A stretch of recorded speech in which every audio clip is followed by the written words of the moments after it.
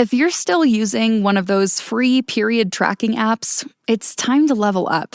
Natural Cycles is the only birth control and fertility app that's FDA cleared. It doesn't just guess based on your last period. It uses your actual body temperature to figure out your fertile days, so you can prevent or plan for pregnancy naturally. Plus, it's designed to keep your data secure. Join the millions who've made the switch. Save 15% with code RADIO15 at naturalcycles.com.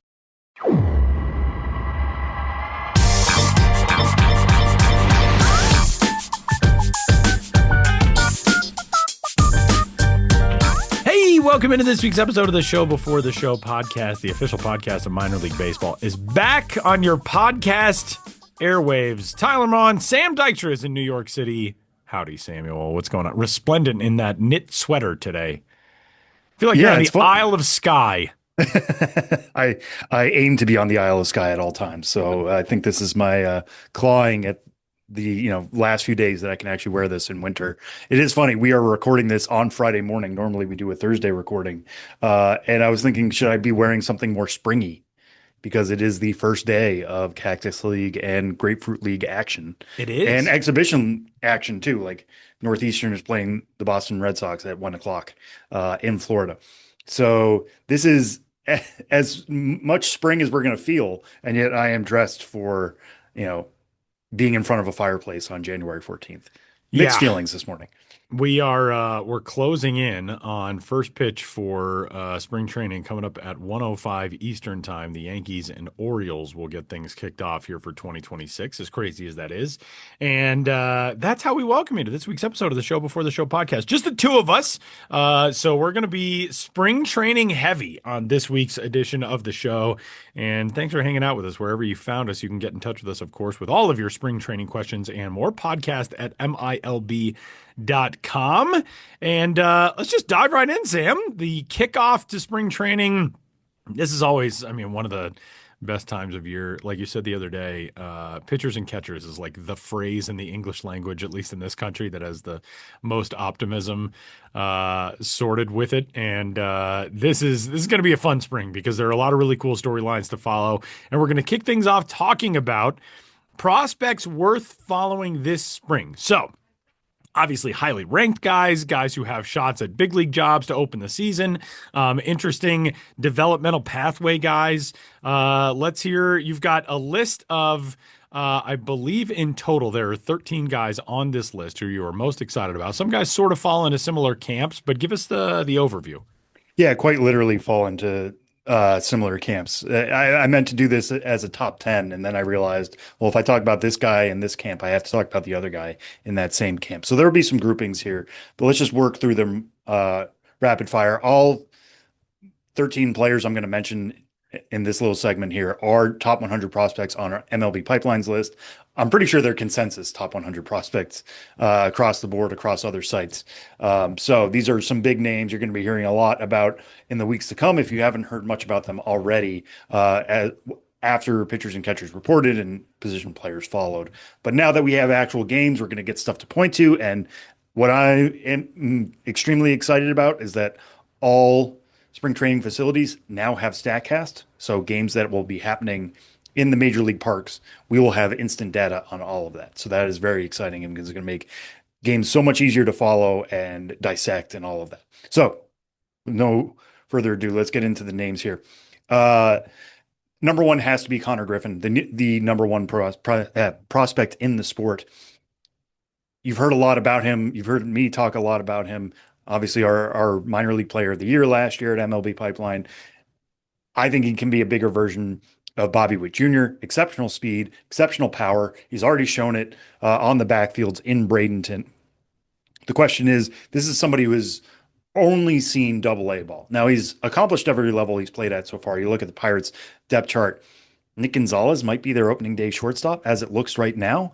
Connor Griffin, they believe in a lot. Like Paul Skeens has talked about having Connor Griffin around. This is somebody they are putting a lot into. There might be some pressure for him to break the opening day roster. I don't know if I can put it above 50% right now, but let's see what kind of spring he has. Like if he's hitting the ball 112 miles an hour, stealing bags, playing a really high quality shortstop like we know he's capable of doing, he could break that roster at only 19 years old, which would be the story of spring, I think, if he were to win a job in Pittsburgh. Obviously, they're looking to turn a corner. They made some offseason acquisitions, Ryan O'Hearn. They didn't make others. There were rumors that they were involved in Kyle Schwarber, for instance, that didn't work out. So the biggest addition they can really have is maybe internally in adding Connor Griffin. And obviously, prospect promotion incentives are involved here. If he's opens on the major league roster, it might not even be this year. Like he might stumble a bit and might not win rookie of the year. But if he gets MVP votes within his first 3 seasons, he brings the team back a draft pick, similar to what Bobby Witt Jr. did for the Royals. So he's going to be the one I think he's going to have the most eyes on him of any prospect in baseball. Number two is the number 2 overall prospect in baseball, right? Is Kevin McGonigal of the Detroit Tigers. As it sits right now, would McGonigal have a better shot of winning a job at shortstop or third base? We're going to have to see where is he getting his reps. The bat is certainly going to play. He was the AFL MVP last year. I think he's the best hitting prospect of the decade in terms of the overall hit tool. And, so the pieces are there. He's an above average runner. Biggest question for me, and the biggest question even for him going into last year's fall league, was what can he be with a glove? Like, I think a lot of people expect him to be a second baseman moving forward, but Gleyber Torres accepted the qualifying offer. So if he's going to open in Detroit, it's either going to be at short or at third base.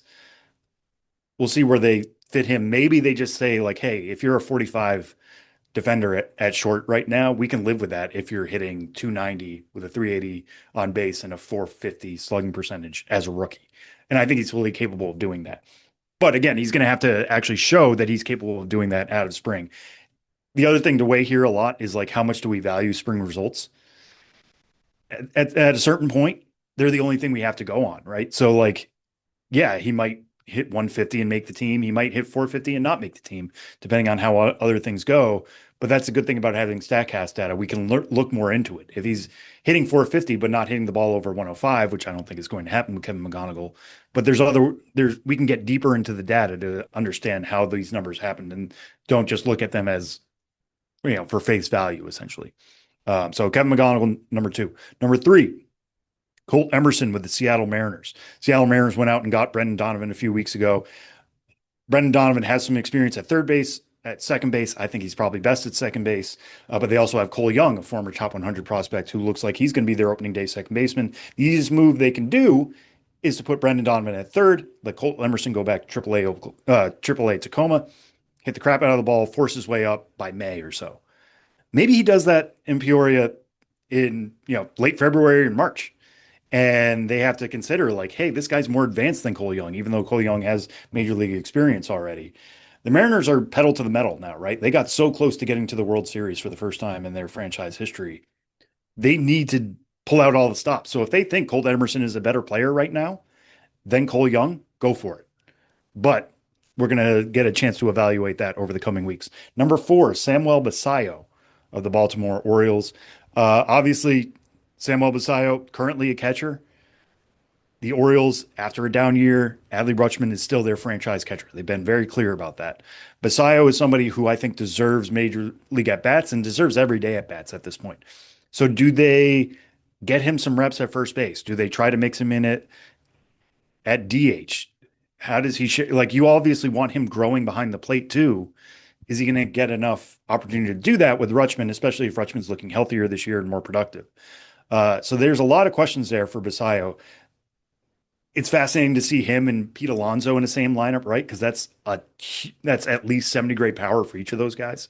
That would be really, really fun. But the fact that Alonso is there for so long now and signed to such a long-term deal, that blocks Basallo from just moving over to first base, right? And just shoving him over in that corner and making it easy. Or do you move Alonso to DH and allow Basallo to play the cold corner because he's younger and still has some upside defensively, can still grow into it?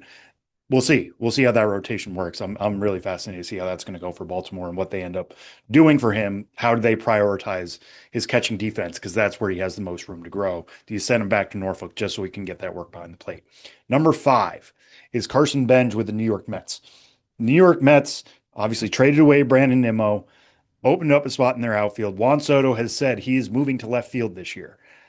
That seemed to be done with a giant wink to the fact that Carson Benj is a former two-way player from Oklahoma State with a strong arm who profiles best in right field. He can play center, but they also acquire Luis Robert to do that, right? So they brought in somebody from the outside, somebody they've been going after for a long time, it seems, to play center. Now the biggest hole is in right. They have some options out there. Tyrone Taylor's back. Brett Beatty, it sounds like they're going to try to move him to the outfield after Bobichet's here. We'll see how things kind of work. Carson Benj wasn't the best at AAA. Under the hood was certainly better than the surface numbers. And Juan Soto even brought this up in a press conference, right? He said the prospect seems to be a good fit in right field. He did not say Carson Benj by name in that quote, at least from what I saw. But this seems to be done with the idea that we think Carson Benj is ready. By we, I mean the Mets are saying to themselves, they think he's ready. They want to give him the best opportunity. The fact that Soto, who is the franchise player now, is willing to move across the grass to get the team the best opportunity to put the guy with a strong arm in right, I think is really promising. Can Carson Benj take advantage of the opportunity? Or do the Mets go to like somebody like Mike Tauchman, right, who is also in camp and has major league experience and can at least won't get too blown away by the lights. Not that I'm saying Carson Benj will, but he still is somebody without a debut. Number 6, we're moving to Red Sox camp. This is 2 names here. The first double name of our breakdown. Peyton Toley and Connolly Early of the Boston Red Sox. 2 left-handed pitchers. The Red Sox right now have a pretty deep rotation. They have a lot of options for the number 5 spot in their rotation.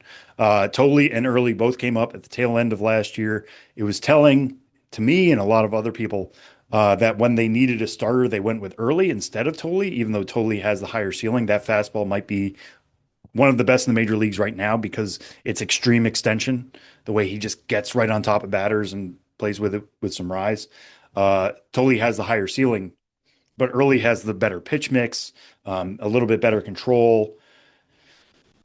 They also brought in Johan Oviedo, who seems like he's going to get, a long look at the number 5 spot. They brought in Sonny Ray. Obviously, it's a deeper rotation than it was at the tail end of last year. So do they send those guys back to Worcester and have them bang down the door, knowing that, somebody like Oviedo could break down? There could be injuries. That are always injuries. You want 8 or 9 quality starters. You don't want just 5. But maybe either one of those guys, especially Toley, if he works on everything beyond the fastball, maybe they break their way through to Fenway here early. So they're my first pitchers on this list. Number 7 is Ryan Waldschmidt of the Arizona Diamondbacks. The Diamondbacks outfield right now is a little bit in chaos.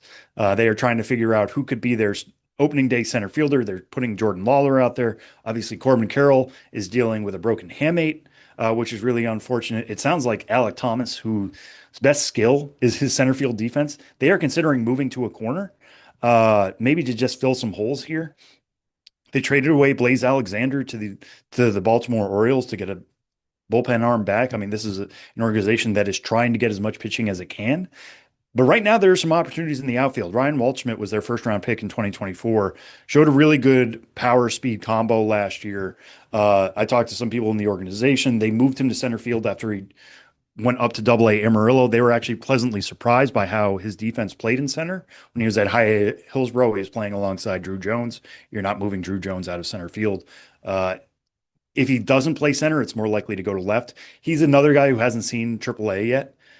You can send guys to Reno for a month. Tyler, you know this about the Pacific Coast League. They can slug 700, there, and you learn I'll see you in hell nothing. before I see you in Reno. Sorry, that's Shawshank Redemption. Yeah, so like he's probably opening the year at AAA, but there is a chance, like he is in the conversation to open with the big club, because they know if they send him there, he could absolutely tee off with that power. And it's a really interesting watch for me because he's not somebody who's got like a big load in his lower half. He just kind of flicks the ball and lifts it. He looks like he's kind of scooping it up every time. But he's got the power in there. He's got the speed. So Ryan Waldschmidt, the lone top 100 prospect in the Arizona Diamondbacks organization, could break in the majors as well. Number 8 is Bryce Eldridge, kind of similar to Samuel Basayo in some ways. Rafael Devers obviously brought over from the Red Sox last year for the Giants.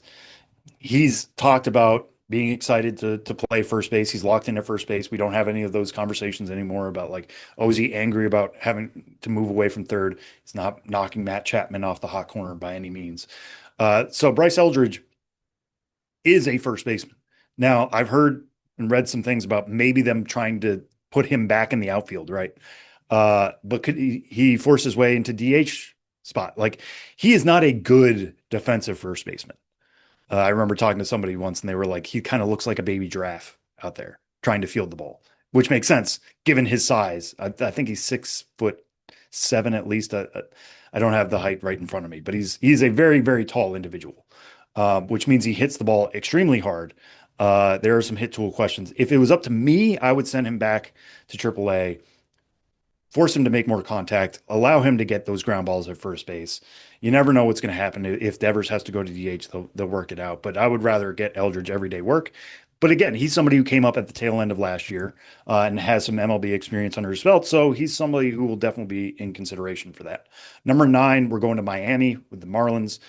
Their rotation right now is kind of interesting. Obviously, they made some trades. Edward Cabrera going out, Ryan Weathers going out. So right now it's Sandy Alcantara up top, Yuri Perez up top. They signed Chris Paddock from the Tigers as a free agent. Max Meyer is back as well, Braxton Garrett.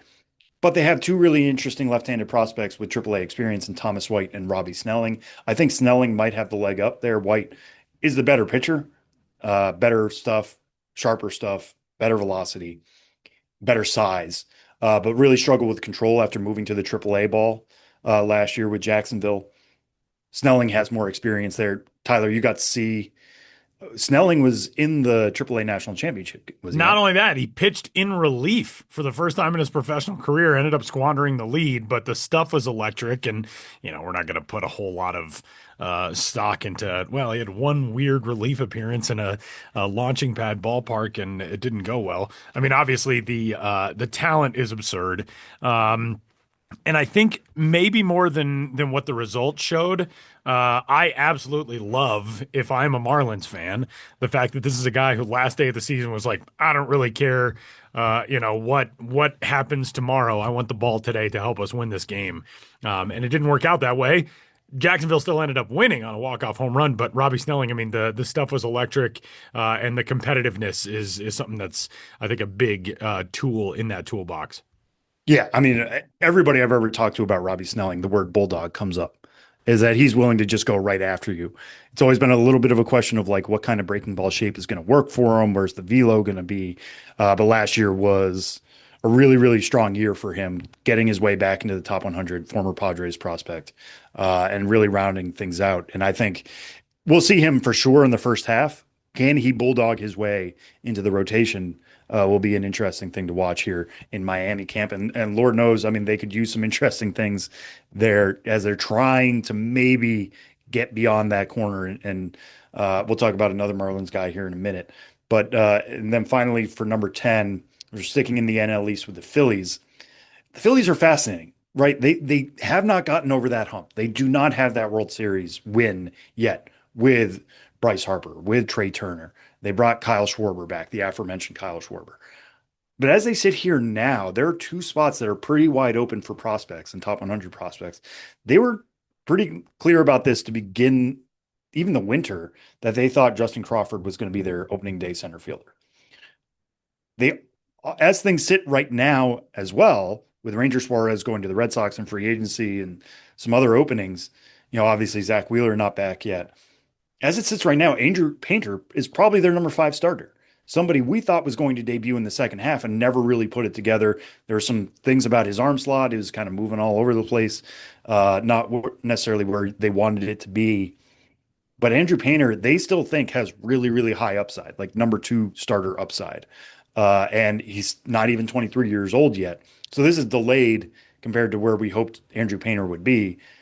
But I think they hope after an offseason of prep, obviously he missed so much time before that, having a healthy offseason, knowing that what he has under his belt, that he can secure that 5th spot in the rotation. And then Justin Crawford, really, really fast, a guy who you could pencil in to bat 300 at every minor league level he's played at so far.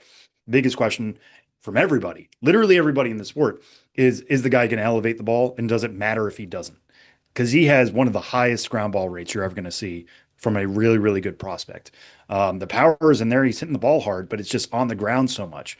You can live with that with somebody of his speed, but you would want, especially in that ballpark, like somebody who can lift the ball at least a little bit and maybe threaten 15 homers. Can he get to that? He's only 22 as well. He's going to be 22 this entire season. So they are throwing him a bit in the deep end, and his defense isn't quite as good as you would expect for somebody with 70 to 80 grade speed. But the fact that they are trusting both of those guys, when obviously the Phillies are trying to get over that hump and trying to win and trying to make the most of these guys' peaks. I mean, Bryce Harper's 33, Kyle Schwarber's 33. They brought in Adolis Garcia, he's 33. Trey Turner's 32 and a half. They brought back JT Realmuto. They're kind of running it back and hoping some of these young guys get them over the hump instead of some big free agents. So that'll be fascinating to watch there in Clearwater. That was not as quick as I was hoping it was going to be. Obviously, this is so complicated with all of these cases, and there are other veterans who are trying to edge out these prospects, right? Like we could get deep on all of these guys. But those are just some of the races I'm watching, and guys who, in some cases we've seen the major leagues, but all of these guys are trying to win a job out of spring and have a decent chance to do so, but it's far from guaranteed. Okay, Samuel. As we continue along, this is the thing about spring training. It's just it makes you so happy. The sun's shining, fans are in a good mood. I think the best part about spring training is that you're surrounded by people who have probably left terrible weather places and now they're in incredible weather places. And so there's just like a very good energy to it. Let's talk first about some spots in Florida that you'll be taking in games from. You'll be checking out backfields. You'll be part of the spring training experience.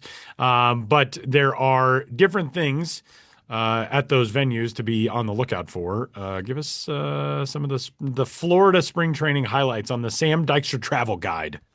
Yeah, it's you know, uh, I will be going to the Atlantic side of Florida this year on my travels, which is for anybody who knows or who doesn't know. That's Port St. Lucie with the Mets. That's Jupiter, which is Cardinals and the Marlins uh, at Roger Dean Chevrolet Stadium, and then West Palm Beach with the Astros and Nationals. But obviously, Florida is a very expansive place. The Gulf side, everybody's not as bunched up over there. You're going from Fort Myers all the way up to Tampa. Lakeland's kind of on an island a little bit on its own way. Couple things I just want to point out if anybody's making a road trip out to Florida this year, if you have any plans to do so. There are a few spots that have separate player development complexes. Some of them are connected, right? You can just walk from the Major League Stadium to the Yeah. backfields. That's why they are called the backfields. But for the Yankees in Tampa, the Pirates in Bradenton, and the Blue Jays in Dunedin, I think that's it. I might be missing one in there, but those are the three that I think of with separate complexes. For the Yankees, it's up the road. There's the Clover that's like right next to the Buccaneers Stadium, which is also back in the news because apparently the Rays are considering moving their major league stadium to that area as well, to Dale Mabry Highway. But that's up the road. You can walk it. I've done it before because I just don't want to move my car out of George M. Steinbrenner Field parking, but it is not as accessible. So just if you're looking to like check in on the minor leaguers for the Yankees, no, you have to drive up the road. For the Pirates in Bradenton, there's an area called Pirate City, which is the player development complex. I believe fans can get there. There's like a separate entrance, but you can walk to the middle. You can see guys take BP. You can watch backfield games. You can watch pitchers work on their stuff. But again, it's the ballpark itself is like in downtown Bradenton, and you can't just park your car and walk to it. That is about a 10-minute drive away. Same thing with the Blue Jays in Dunedin. They just underwent an incredible renovation project over there in Dunedin, and their player development complex is like extremely good. And I think it is part of the reason why they have had a resurgence in their pitchers the last few years in terms of working with a pitching lab, getting to know their pitchers, what pitchers work. They were sending guys there back to Dunedin at times just to be like, hey, how's your stuff working in front of our fancy cameras? But again, that's another drive. I think you're able to walk around there. Again, it might be a separate entrance. But those are three spots. So if you are a Pirates, Blue Jays, or Yankees fan and you want to see the minor league side, just know there's a little extra going into your journey. A couple other places I'll highlight real quick. There have been some upgrades to Roger Dean Chevrolet Stadium in Jupiter, uh, spring training home of the Miami Marlins and St. Louis Cardinals. It's been a bit of a sprint to the finish, it sounds like. I don't think either team has really been able to like play inside the stadium yet. But it's gotten a fresh coat of paint, and it's been a long time coming for that area. Like they have been talking about upgrading that for a very, very, very long time. So I'm excited to see it myself. If you do get down there and you beat me to it, I'll be down there in March. Please let us know what you think. Like I'm fascinated to see what other people see and like what's different about it. I know the Cardinals, whose top 30 I do on the MLB pipeline side, they've been very excited about like the leaps forward that they can take with player development with these new facilities. But we'll see how things work out there and how much they can actually get finished this spring. It sounds like it, like I said, it's been a real sprint to the finish to get everything in there. And the other one I will point out is the Red Sox in Fort Myers at JetBlue Park. A lot of Red Sox fans know this already. Like if you are able to go down there, it really does feel like Fenway South. They do a really, really good job of just that green monster green color is everywhere. It really feels like you are seeing a game. Obviously, they have a version of the Green Monster in left field at JetBlue Park, but the whole experience, even in the backfields, has Red Sox font, and you feel like you are going to a theme park for Boston Red Sox baseball in a way that not every place does. Right, like some of these facilities are used for different things.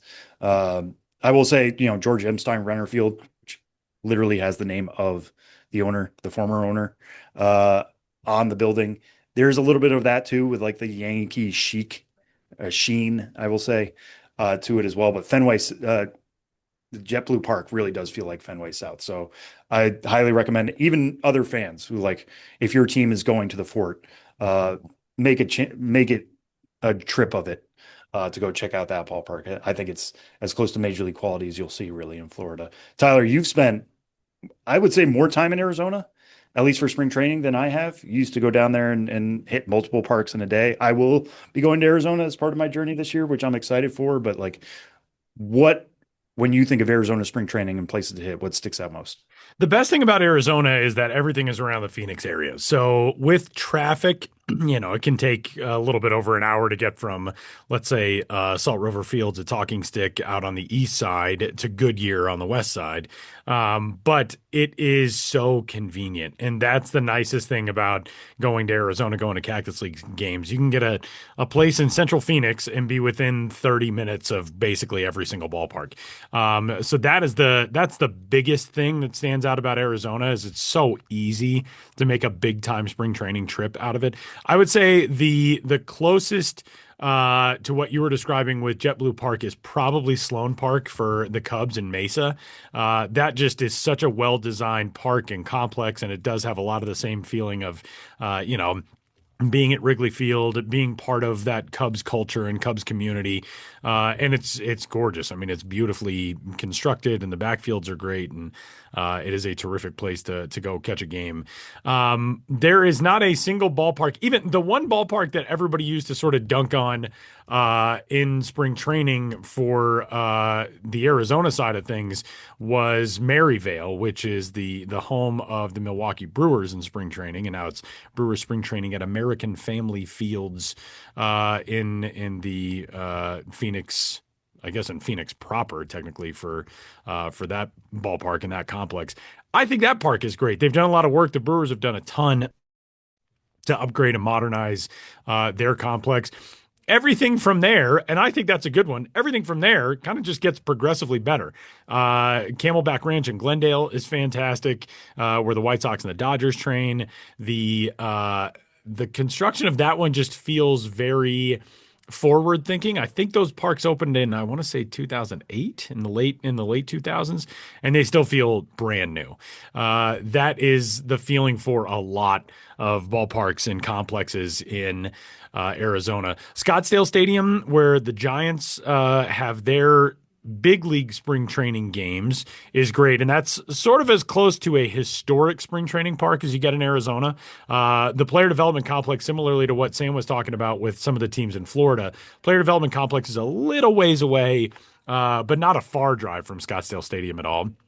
And then, there are the absolute glory facilities like Salt River Fields at Talking Stick, which is one of the most beautiful places where you will ever watch a baseball game. Spring training, major league game, minor league game, internationally, whatever. Salt River Fields is just a different place. It's gorgeous. It's so well designed, and is one of those places that makes you feel like, oh, sports facilities can be almost works of art in a lot of ways. So that is a brief rundown of Arizona. But if you are going to Arizona, wake up in the morning, go hit one park. You can sort of break it out into segments. We're going to go see Glendale and Goodyear today. We're going to go out to the parks on the west side. We're going to go to Maryvale and Sloan. We're going to go to Scottsdale Stadium and Salt River Fields. There are a lot of different itineraries that you can build a day in Phoenix around, and it's just great, man. The food is amazing. I like Phoenix a lot. I, granted, have pretty much only been there in March or like October, November. So that probably has something to do with it. But I love going to Phoenix. I used to love those trips. Josh Jackson and I would go on an annual basis to spring training in Arizona, and we just had a blast. The food is fantastic. You can find incredible Mexican food on basically every single block. But there's so much else to offer in the Phoenix area as well. So that is Florida, a little bit more on the historic side. But Arizona more convenient, I would say, in being able to make all of these trips and see all these different parks. And you can't go wrong. You can't go wrong on either side for a spring training trip. It's one of the most fun things you will do as a baseball fan. Yeah, I mean, maybe bring a podcast, like a certain podcast you are currently listening to if you're going to Florida. That's a great way to pass the time as you're crisscrossing the state, or an audiobook or something like that. But yeah, I mean, you mentioned the glory of the Salt River Fields. Like, there is a reason why when new rules get tested in the Arizona Fall League, they come to Talking Stick first. I mean, that place is just glorious. Like, it's got a really cool backdrop as well, as does Camelback Ranch in Glendale. But that if they converted that to like a major league stadium, I know that they won't, because Arizona, they should have air conditioning in some ways. Like, that obviously they do with a D-backs home, but like, it is major league quality. It is absolutely major league quality. And then it's the gold standard as far as I'm concerned for spring training. So like, put it at the top of your list if you are going, even if you're not a D-backs fan or a Rockies fan. Like, the stadium alone is worth it. And they have like a cool World War II memorial out front as well, which is really neat at nighttime.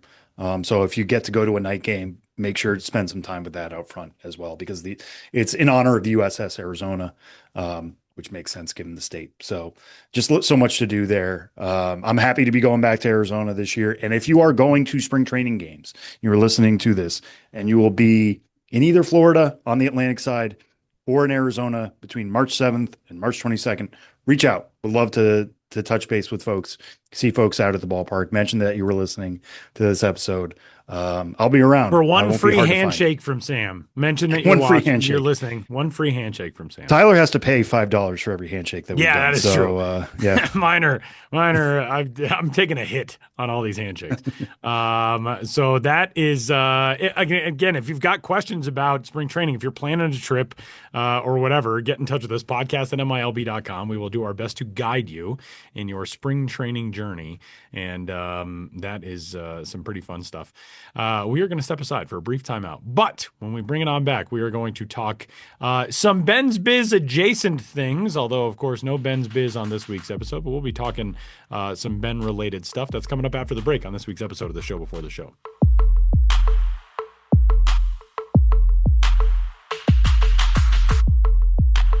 You walk in tired and hungry, one bad dinner away from losing it. You don't like to cook. You don't want more takeout. You just want something good. That's why there's Dish by Blue Apron. Pre-made meals with at least 20 grams of protein and no artificial flavors or colors. From fridge to fork in 5 minutes or less.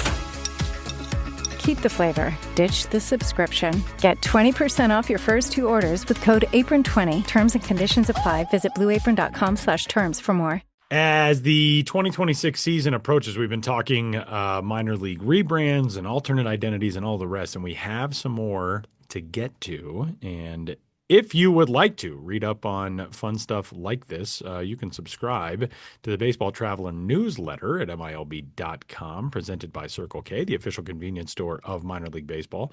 We've got a rebrand roundup in this week's episode, which is new minor league logos and team names. Now, in addition to new logos and team names, there are also just a couple of other changes. The Inland Empire 66ers, now Seattle Mariners affiliates, they've got a Mariners-related colorway for some of their stuff. The Rancho Cucamonga Quakes, longtime Dodgers affiliate, now with the Angels, so they are now red-centric instead of Dodger blue-centric. But also new alternate identities, which we'll be talking about this week. And we got some really good ones that went viral. Of the 4 that we're going to talk about, I had people send me I believe 3 of these, just completely unsolicited texts from people like, look at this logo. But let's kick things off with the AA Erie Seawolves. We have talked a lot about Erie in the last year or so, the Moon Mammoths and all the rest. They will rebrand for a special and alternate identity look as the Flagship City Kitties. Kitties, like small cats, like the tigers, which is in homage to Erie is known as the flagship city. And Sam, I know you knew this. You're a scholar of course. when it comes Yes. to this. Right. Because Commodore Oliver Hazard Perry's flagship, the USS Niagara, Sam's a big, if you ask Sam anything about Commodore Oliver Hazard Perry, dude knows everything. It was built in Erie, fought in the Battle of Lake Erie, and today Erie is home port to a replica of that ship. So that's where Flagship City comes from. But of course, the Kitties is a reference to the Seawolves partnership with the Detroit Tigers organization, long-running affiliation. And I think this logo is adorable. It's like one of the cuter minor league logos in recent years. I kind of get a kick out of it. Reminds me of the microbrews, which I believe Mudcats did a few years ago. Brewers affiliate, acknowledging that you are the younger version of your parent club. So microbrews for the Brewers, Kitties for the Tigers. Like, it's still a menacing kitty. It is a small tiger cub. But it's brooding in the same way. It's not adorable. It's going to get you. The claws will be out. With an attitude. Yeah. It's there's some I don't want to say anger, but there's definitely a kitty is locked in. What else? There's got to be more, of those related sorts of. I'm trying to think of what other team names you could downgrade in size. Kitties is pretty easy from Tigers. I don't know I can't think of anything like right off the bat that, what do you call a baby Ray? That's a great question. The baby Rays. You just call them the Sweet Baby Rays. I was going to say, we used to have a partnership with Sweet Baby Rays. We did a live episode of the Show Before the Show podcast where we made some Sweet Baby Rays recipes. Who else? I can't. The Memphis Chicks were a team for a time. True. So Cardinals, Chicks. Cardinals, Chicks. I guess that's what a baby cardinal is called. I don't know. Who else? The Cubs are already a small version of the Chicago Bears. That's why the Cubs got their name, because the Bears already existed. And when they went with that name in the early 1900s, I think it was the Wrigley family that was in charge back then. And they said, well, baseball players are smaller than football players. What's smaller than Bears? Let's go with Cubs. But I don't know, what's a smaller version of a sock? You can't really, there's no little baby socks. What do they call those? I don't know. I don't know. And I'm sure, these are still, there will be 24-year-olds at AA. These are not children either. Yeah, these are not, We don't need to not in the literal sense. Infantilize them that much. But yeah, I'm sure there might be other examples throughout history that we're missing here, and people can write in and send those in. But microbrews is the first one that came to mind for me. All right. Well, let's move on to the next one, and that is from Fort Wayne, Indiana. The Fort Wayne Tin Caps never miss, and they have an alt identity this year, the Fort Wayne Puffer Bellies, which is in reference to the Nickel Plate Railroad, which was traversed by, quote, puffer belly, unquote, steam trains. and that was the nickname for the train style, which connected the heartland of the U.S. to metropolises around it. The Puffer Bellies will take the field every Wednesday home game between May and August. Great logo, fantastic old school font. I love this one. I love the sort of train identification plate logo that says 260 on it. That's the area code for Fort Wayne. I think this is a great one. I love Fort Wayne. Like I said, they just everything Fort Wayne does, they hit out of the park. Yeah, and this is honestly, you joked about my knowledge about Oliver Hazard Perry. Excuse me, Commodore Oliver Hazard Commodore Perry. Sam. I But know you're on more of an informal relationship. You can call him just maybe I Oliver. just know more about ships than I do trains, I guess. I did not know about puffer bellies. Yeah. So it was an opportunity for me to learn here. Yeah. It's a good one. Reading, Pennsylvania, the AA affiliate of the Philadelphia Phillies, the Reading Fightin' Phils. They have rolled out an alt identity in search of the heart of every hardworking millennial, and that is the Reading iced coffees, which of course Norfolk has done the coffees. They had a hot coffee and an iced coffee logo and alt identity in recent years, but Reading, the Fightin' Phils have had a morning game for a very long time, which is actually geared toward senior citizens, night shift workers, and other people who are down with, ducking out to go to an early baseball game. Now, ordinarily, the morning games that we see across minor league baseball are sort of patterned after what can we do to make kids find this entertaining. So it's, especially this year, it's going to be all 6-7 jokes, presumably, even though that's dead already. And kids are always singing the SpongeBob song, and the morning games are interesting. But this one, more, in the vein of, all right, well, what do adults need to be up for this morning game? The iced coffee, Sam. You're an iced coffee guy every once in a while, I feel like, right?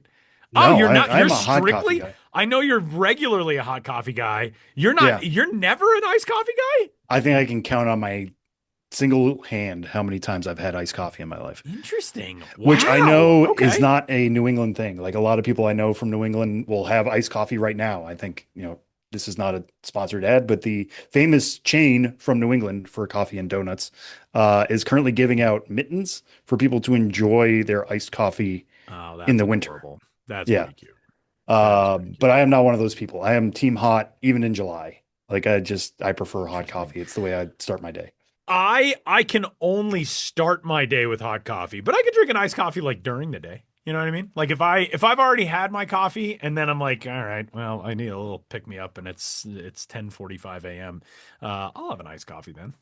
I understand the allure. I get it. Yeah. It just waters it down too much for me. Yeah, I get that. But this is I appreciate that they found a little bit of a wedge there. Like Norfolk's coffee hats were so popular. I have one. Mine is a hot coffee hat. But now they're just like, no, we're just going to go full in on iced coffee because the people who are iced coffee fiends are very loyal. They are very dedicated. That is true. We'll absolutely buy this hat. Also, the look of murder that Sam gave me when I threw out, you're kind of an iced coffee guy, right? He was ready to. I thought we knew each other.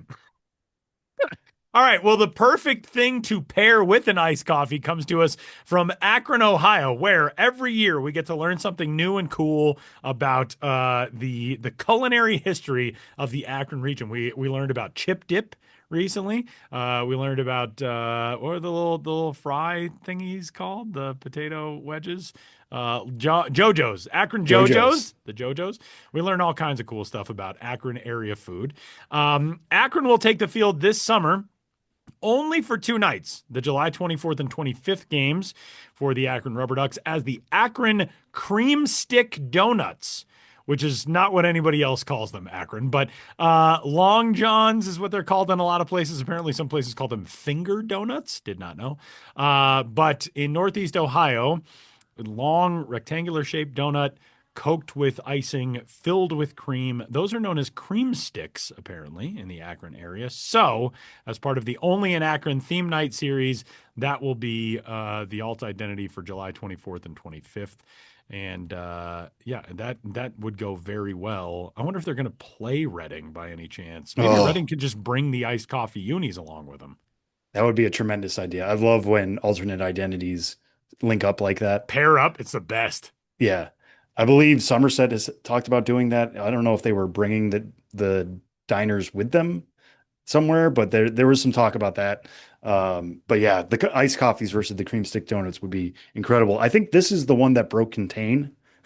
I saw this referenced a lot on Blue Sky in the last week. Mostly people yelling that they're Long Johns. I think there were like Yeah. other people in Ohio being like, "That's not what they're called," which a actually got more attention to the alternate Yep. identity than just calling them Long Johns. And also, it just reveals that like Ohio is so broken up more than you would think It's in a terms of very like regional Akron. This state. is what Yeah. yeah, this is what we call them over here. In Columbus, they call them something else. In Cincinnati, they call them like Toledo. They might have another word for them, or they might not have them at all.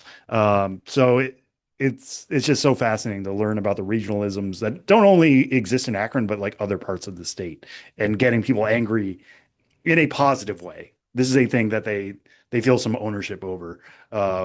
Maybe this is the version of Taylor ham for Ohio, I guess. Every state has their version of this, and cream stick donuts or long johns are just that for Ohio.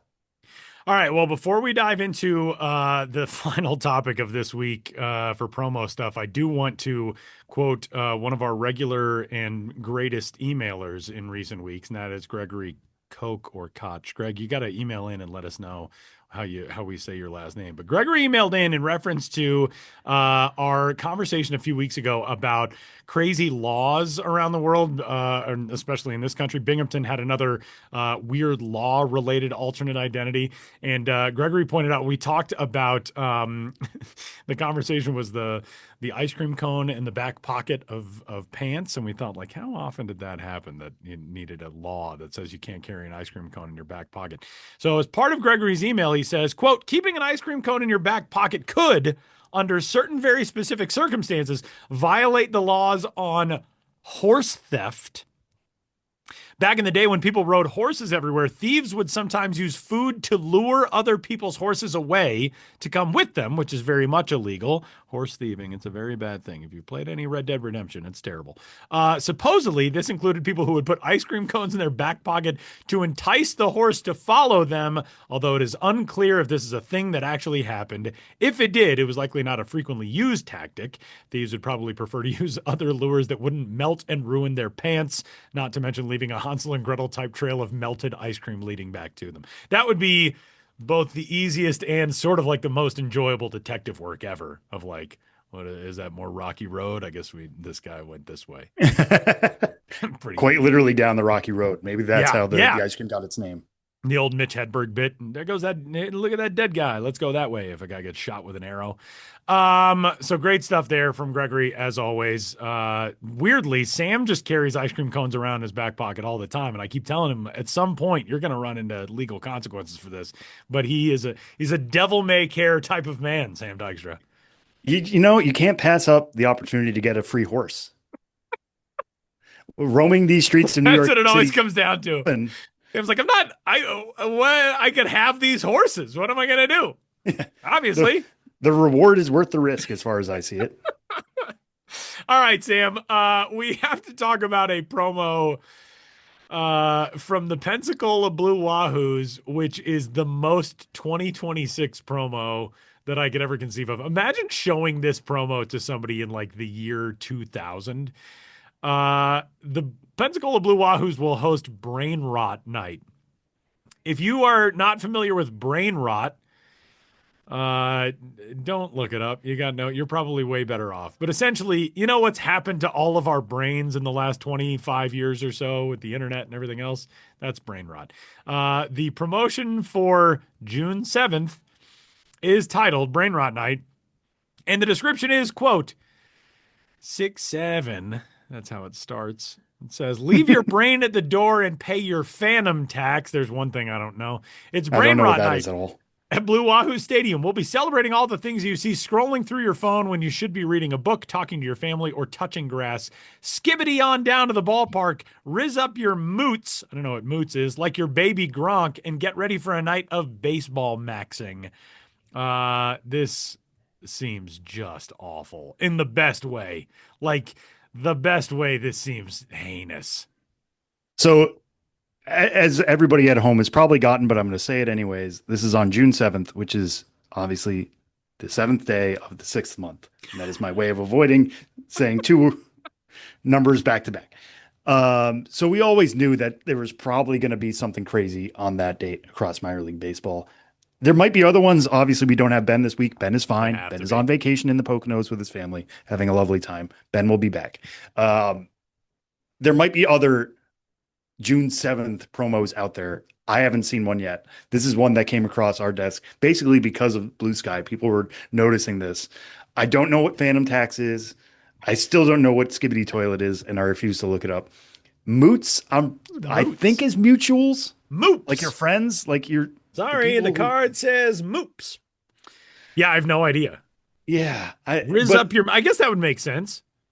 I will say, if you are going to do something on June 7th that is like this, if you're in for a penny, you have to be in for a pound.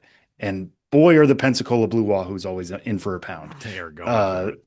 So they always, I mean, it says baseball maxing. They do take their promos to the max. God bless them for it. It's great. I'm really interested to see what this is going to be, because this is not, June 7th is not like a Wednesday, right? This is not just like, hey, we need to do something to bring a few. This is Sunday. They're probably going to get good attendance regardless of what happened. So in front of an audience, very confused adults. I hope they are. And I can't wait to see how this actually pulls off. So we're going to have to mark this down and circle back with the Blue Wahoos in let's say mid-June.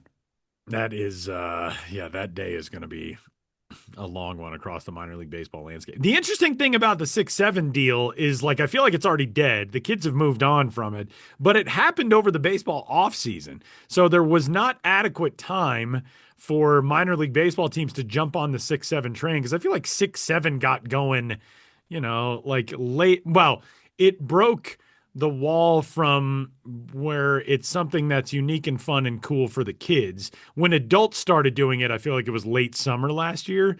So you couldn't build a promotion around it yet. And now it's like, it's gone. So now it's very much something that has crossed the Rubicon into, all right, well, organizations are going to start doing stuff like this. And the kids are like, nah, I don't care about that anymore. I mean, that's we'll see. Make it funny. I have a niece, my youngest niece, who still says it and laughs hysterically. She also, Nora, everything she does is not everything. She is very independently minded, but a lot of what she does is like trying to be like her older brother and sister. Okay. So even if they've moved on from it, and I don't know if they fully have yet either, but she's going to hold on to it because she still finds it hilarious, because they found it hilarious a few months ago.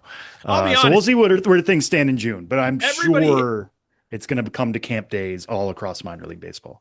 Everybody got so annoyed by the 6-7 thing. I think it's hilarious. It's like some dumb I absolutely would have done that when I was 9 years old. I would have been an idiot who was doing that. That's we all had things we were saying at that age that made no sense to our parents. No. This is now we are old enough to be right. We're the lame ones now. We're the lame ones who don't understand. That's exactly. Fine. That's the way it's harmless. Supposed to be. Right. Totally. They're not saying slurs. They're supposed to have fun stuff that the rest of us go, I don't know what that means. That's the point of being a kid. So it's great. Good. And kudos to the Pensacola Blue Wahoos for cashing in on that with this promo coming up on June 7th. And all right, we're going to step aside one more time. When we are back, we will return with a dude, with the parameters of this dude conversation this week to be determined. That's next after the break on this week's episode of The Show Before the Show.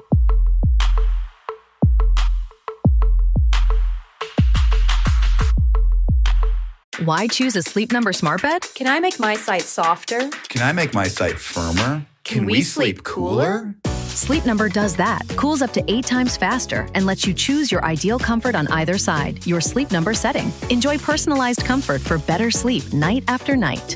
And now, during our President's Day sale, take 50% off our limited edition bed, plus free home delivery with any bed and base. Ends Monday. Only at a Sleep Number store or sleepnumber.com. Final segment of this week's episode of the Show Before the Show podcast. Before we get out of here, it is time for a 2-man game of Name That Dude, in which the rules are totally different and we're not guessing a dude. One of us will throw out a name or of a major league organization. The other one throws out a dude that he remembers from that organization. Sam, which one do you want to start with? How about you give me a dude? Because I'll just get that out of there. Or give me a team. Give you a team? Give me a team, I'll give you a dude. I am going to throw out the Washington Nationals. The Washington Nationals. Here's one that comes to mind for me, and I don't know why he comes to mind as like such an early national. Uh, but this was like how I defined the Nats in their early years. And I don't think we've used him for anything else yet. So, but I'll say him anyways. Nick Johnson.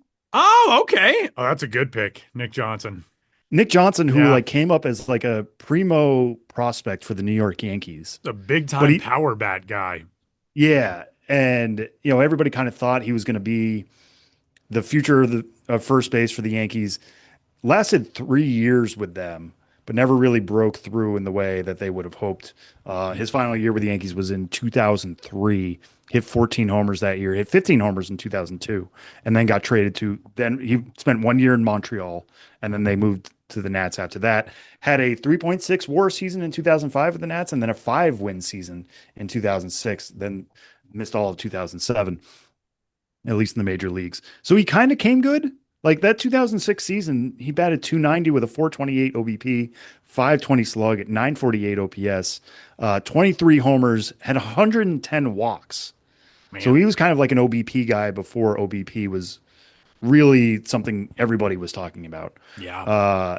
110 walks, only 99 strikeouts. But then he got another year with the Yankees in 2010. I don't think I remember that, to be honest with you. 24 games with them. But Nick Johnson, just somebody who like I remember being a big prospect and it not working out. And like if you're the Yankees, you can't give those guys extra time. Like you need to kind of move on pretty quick. So his first year with Montreal/Washington was 2004, which was his age 25 season. Then bloomed right in time for his prime and it just didn't work out for him after that. So, kudos to you, Nick Johnson, for getting a 20 homer season in there and finishing his career with an OBP of 399. Just missed the 400 mark there. But yeah, Nick Johnson's my pick. So Tyler, I will send it to you. Let's do an AL team here. Let's go with the A's. Let's go with the Athletics. Okay. Oh man. Oh, I got one. When I think of the A's, and this, I feel like for a certain type of baseball person, this one's just gonna jump out and be like, well, that's too obvious. Bobby Crosby. Oh How yeah. about Bobby Crosby? Bobby Crosby was a legit dude. He was the rookie of the year in 2004. And you sort of felt like, well, Bobby Crosby's going to be around forever. He only played 8 big league seasons, and that includes his debut season of 2003 when he only played in 11 games. His final season in 2010, he played 70 games between the Pirates and the D-backs, which I don't remember at all. So really, he spent 6 seasons in Oakland. He had 2 fantastic seasons, Rookie of the Year in 2004. He was great again in 2005. And then after that, kind of vanished. He never put up an OPS above 652 the rest of the way in his career after those 2 outstanding seasons to debut. In 2005, he was, again, Rookie of the Year the previous season in 2004. But in 2005, he had a WAR of 3.7 according to Baseball Reference. He only played 84 games, but he slashed 276, 346, 456. He had an OPS plus of 112. And he was just a fun player to watch, man. Bobby Crosby was like, again, you really felt like this guy is going to be around forever. He was one of the Long Beach State products in that era with him and Troy Tulowitzki and Evan Longoria and all the studs who were coming out of there. But yeah, a surprisingly shorter career than I would have anticipated. If we were going into 2006 and you were like, all right, what's Bobby Crosby going to be like? I would have been like, wow, he's going to be an MVP contender. That's what his career trajectory has been. But Bobby Crosby, he is a mid-2000s dude for sure. Yeah. Yeah. No, absolutely. That's a great one. And one thing I'll just throw out there real quick on Nick Johnson, because I brought him up with like, yeah, he used to be a major prospect. He was in the top 20 4 different times. Wow. For Baseball America. Wow. 1999, 2000, 2001, 2002, topped out as the number 5 prospect in baseball in 2000. So you see why the Yankees wanted it to work. Yeah. But it's a nice reminder of like, even those top 20 prospects who keep ranking pretty highly don't always work out. Or I would say his career was still fine. Yeah. I don't want to make it seem like Nick Johnson did not have a career. The man absolutely had a career in Major League Baseball. Just not exactly the heights you would have hoped for a Yankees prospect, but still, the guy got 832 games in the majors, 3,316 playing appearances, That's better than your Pretty average good. minor leaguer. Yeah. Pretty good. Fun stuff. Bobby Crosby, Nick Johnson, wherever you are, we tip our caps to you. And that's going to do it for this week's episode of the Show Before the Show podcast. You can get in touch with us, your spring training questions, your thoughts on alt identities and weird laws, podcast at MILB.com. And for Sam Dykstra, Benjamin Hill out this week, and all the rest, my name is Tyler Maughan. Thanks for hanging out with us. Take care of each other. We'll catch you next week.